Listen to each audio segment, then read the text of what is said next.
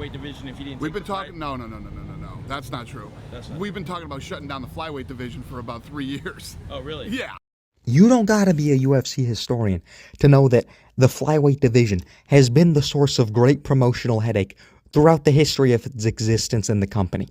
It seems like before every flyweight championship fight, we hear Dana talking about this might be the one. This might be the one after which we gotta dissolve this division and move on.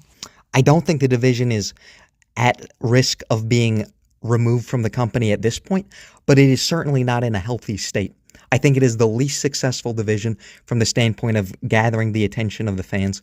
I think it has the least interest of any male division in the UFC. And this is truly a shame. For that reason, I bring to you a proposal. I come to you humbly with a solution, a game plan, if you will, by which we can get the flyweight division to be appreciated. For some brief context, we should first mention the severe misfortune it is that the division is underappreciated because we see the greatest athletic feats, some of the most advanced techniques, and largely the most consistent performances across any weight division in the entire UFC. Just for examples, Demetrius Johnson, a flying armbar. There is no other division in which you are going to see that. It is virtually physically impossible once you get past a certain weight. Moreover, you'll see things like very intricate grappling, vigorous rolling, enough to make John Jones jealous as he watches from his TV at home. Meanwhile, other weight divisions where we see completely unskilled fighters at times, or people who are just untrained in martial arts, frankly, or we see wildly uncompetitive bouts. These are, of course, not consistent occurrences, but they do happen relatively frequently, enough so that it should be disturbing to the fans, yet they're perfectly happy with these divisions in most cases and completely underappreciate the flyweight division. We begin with an examination of the issues which plague the flyweight division. First and foremost, it is unable to generate revenue, and this will forever be a problem for any aspect of the UFC. If it does not generate revenue, then it is expendable, and that is because the UFC is a business, and they are it is their best interest to make money. We have an example. UFC 310 most recently, the flyweight championship fight headlines this event, Alejandro Pantoja versus Kai Asakura. It does $5 million in total gate. That might seem good, might seem poor, but if we compare it to the other pay-per-view events throughout the UFC 300, like 300s, 301, 302, 303 through 310, we see an average of 8.4 million. Fights such as events such as UFC 302, Islam versus Poirier, 7.2 million. Pereira versus Yuri, the rematch, 16 million as a gate. UFC Noche the Sphere, 22 million. All right. In fact, UFC 310 was the worst performing pay-per-view since UFC 289, which was a female championship fight. And the unfortunate reality is that female fights are simply of less interest to the general public. It is simply a reality that women are perceived as less suitable for the occupation of fighting. Just how one might see males as less suitable for the occupation in which you disrobe and engage in romantic behavior. But that's neither here nor there. You might think to yourself, well, how did UFC 301 do? Alejandro Pantoja versus Steve Erceg. Well, that performance of the pay-per-view was so abysmal that the gate was not even announced. All right, which brings us to our next issue. The UFC flyweight division is not only unsuccessfully economically, it is not promoted well. We do not see it consistently. It is not consistently introduced to the fans because we don't see flyweight fights headline events often. Before UFC 301, it was 3 months, or perhaps 2.5 months, since a UFC fight night we saw a flyweight fight headline the event. And that is not bad. In fact, that is excellent. 2.5 months. If we saw flyweight fights headline pay-per-views or fight nights every 2.5 to 3 months, quarterly, that would be phenomenal. But the issue is, it was nearly 3 years previous at UFC 256 that we saw the most recent, before that, flyweight fight headline a pay-per-view or UFC fight night. And before that, in the past 8 years, we've only seen 4 flyweight fights headline main events. This is far too scarce promotion of the division for the general public, the general fan base, non-hardcores to appreciate the division. Now that we have also noted the promotional infrequency of the division, we have to address the elephant in the room. The champion of the division is simply uncompelling as a social figure. Alejandro Pantoja, a phenomenal fighter, but he is not captivating to the general audience as a character. All right? If we take a look at some of the social followings of Alejandro some UFC champions, UFC competitors, and whatnot. Alejandro Pantoja, 325,000 followers on Instagram. Meanwhile, his co-main event partners on the UFC 310 card, Ian Gary and Shavkat, have 712,000 and 1.7 million followers on Instagram, respectively. Moreover, the UFC post-fight press conferences. Alejandro Pantoja generates 34,000 views. Shavkat, a man who, I know Alejandro Pantoja hardly speaks English, but Shavkat speaks English virtually not at all, gets 71,000 views, doubles him in views. Alexander Volkov on the MMA Junkie channel gets 130,000 views at the post-fight press conference. Of course, the post-fight press conference video that I'm referencing here was posted from the UFC for Alejandro Pantoja. If the UFC is getting out-promoted by or outwatched by MMA Junkie when they are posting the champion, and MMA Junkie is posting a contender in the heavyweight division, that speaks volumes to the lack of popularity of Alejandro Pantoja. We bring up Exhibit B, okay? If we look at ESPN, MMA, some of their interviews with the fighters from the UFC 310, we note the view counts. Ian Gary, 43,000. Kai Asakura, 77,000. Bilal Muhammad, for some reason, we had 146,000 people come to watch his flat Stanley face, round eggshell body. 38,000 people watch Bryce Mitchell. 91,000 for Shavkat.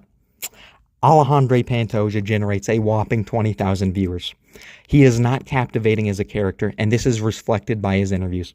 Another example, just to show interviews where people often tune in for the personality or reveal in fighters, we have Alejandro Pantoja, 8,000 at the check-in with Daniel Cormier. Of course, I admit that this is going to be a largely American or English-speaking audience and perhaps a certain crowd that are looking for comedy, but that proves a great point. We do not expect the character of Alejandro Pantoja to be interesting as a general fan base, okay? So I bring to you the solution. You cannot have a story without a loved protagonist or a hated protagonist, but a protagonist about which we care. And a protagonist about which we care, Henry Triple C Cejudo. I know the man is often touted as cringe. I know the man is often disregarded for his strange antics, but he is a character whom the people will care about. He will garner the interest of the general public, and he will be the man that I propose to inspire the ascendancy of the flyweight division into mainstream popularity. We take a look at some of the promotional ability of Henry Cejudo. All right, UFC 288. He fought in a championship fight against Aljamain Sterling in the bantamweight division, albeit he gains 5.8 million as the gate. This was the median gate of all UFC pay-per-views in the 280s, okay? That means this is an average performing event. Henry Cejudo has the capability to generate an average revenue figure. That means he is of reasonable interest to the promotion to headline. He could reasonably fight in a main event for the flyweight division and generate a good pay-per-view. This is also supported by the fact that at UFC 288, there were 2 canceled fights and 2 flights replaced, including the co-main event, and it ultimately ended up being Bilal Muhammad against Gilbert Burns. That was not a captivating fight at the time. That did little to nothing to sell the pay-per-view. So you can tell that Henry Cejudo was responsible for many of these pay-per-view sales. He can sell pay-per-view. This is also supported UFC 238, where he was the 4th best performing fight card from the UFC 230 pay-per-views, which isn't excellent, but that's not the strongest card either. And also 4th best is a lot better than the 2 out of the 3 worst, as Alejandro Pantoja has in the UFC 300s. And then we also have UFC Fight Night Cejudo versus Dillashaw, which was in the top third of all fight nights in 2019, which is the year in which it was held. Of course, that was supposed to be scheduled, or it was scheduled as a UFC pay-per-view main event, but nevertheless, it was relegated to a fight night after the pay-per-view was canceled, and it still performed extremely well as a fight night. We also have demonstration of the popularity of Henry Cejudo to the general public by his post or pre-fight press conference interviews, where you can see he does a generally good performance. Okay, he is among the top of the fighters interviewed at the pre-fight press conference. He outperforms his competitor in the main event, Aljamain Sterling, by 200,000 views. All right, he is clearly a man who captivates the attention of the audience. And once again, you can call him cringe, you can call his antics strange. All right, but he is a character. He is someone who generates interest. He is someone who the people will care about. And this is all we need. Okay. Currently, there are no social figures in the flyweight division about whom we care as a fan base. But Henry Cejudo is a man about whom we care. And after his advertisement that he would be willing to drop down to flyweight and face Alejandro Pantoja, I am convinced that this could be the move which saves the flyweight division. All right? The matchup itself, Henry Cejudo against Alejandro Pantoja, is very captivating. From the standpoint that Henry Cejudo is... You've probably never heard this. If you hear him talk, he would never mention the fact. But little known fact about Henry Cejudo, Olympic gold medalist. All right? Alejandro Pantoja, a wrestler himself, or he has a wrestling base, certainly grappling. That is an interesting fight from the standpoint that they both possess a skill set which is evenly matched in that regard. All right, you can sell the fight from that perspective. You can also sell it from the America versus Brazil perspective. There's going to be a lot of pride in Henry Cejudo because of the fact that he won a medal for America, and I'm sure he could take an angle like that. He's also going to come up with an interesting angle of his own through his promotional antics. All right, if we look at the records of Henry Cejudo and Alejandro Pantoja, we can see that Pantoja obviously has a stronger record, but it is not as if Cejudo is completely out of it. His last two fights, albeit losses, they were both strong performances. One against Merab, who is one of the best fighters in the UFC pound for pound right now. So I think it will be a highly competitive fight. And if we can get this man to win, Henry Cejudo wins, look at the options we have for the flyweight division. We have one of the most desired flyweight fights of all time that never occurred. Henry Cejudo versus Davison Figueiredo. All right? This will be a very captivating, fan-friendly fight. Davison Figueiredo, very strong striking. He's a ambitious fighter. He has that dog in him. He will not give up. That would be an interesting, fast-paced fight. Something, again, to get the fans interested. Perhaps Davison won't sell the fight as great, but we have the fact that he has performed on many pay-per-view events, probably the most out of any flyweight other than, he's headlined fight nights and pay-per-view events more than any flyweight other than DJ, most likely. So you have a fight that would be of great interest after Cejudo potentially takes the belt, okay? And then we also have the fact that the flyweight division needs to be invested in now. I want to see a change happen now because of the fact we have exciting up-and-comers in the division.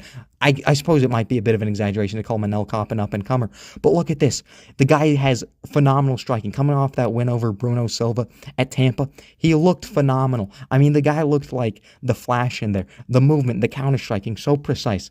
There was a lot of interesting fights if we can get a new champion in the flyweight division, especially someone like Henry Cejudo. And especially if you make it to that fight, him versus Davison, no matter who wins, there's interesting fights. The issue with Pantoja is that he's defeated everyone in the flyweight division mostly. He's exhausted the roster, and that's another reason that it's uninteresting to people. So if we can get a new champion in there, we can have these interesting fights with these up-and-comers. All right, I think that'll do it. As I said, the flyweight division, I'm bullish on it. Invest now. Let's see the stock rise. That is my proposal. I hope the UFC will take action